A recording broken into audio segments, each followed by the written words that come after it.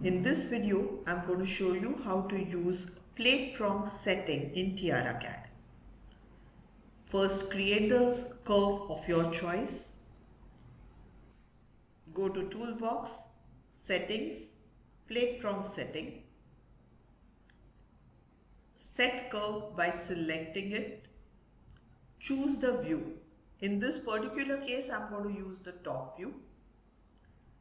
Choose the gem size and the gem shape.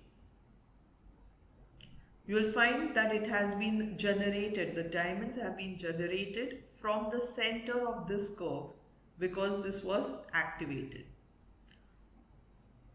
Also, if you have an additional input of a surface along which you want these diamonds and metal to be set, you can click on additional surface input, select the surface using set surface,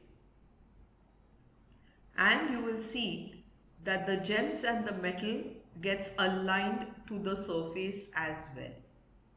Let's say bake it. Let me hide the surface. And we have complete set plate prong as per our requirement.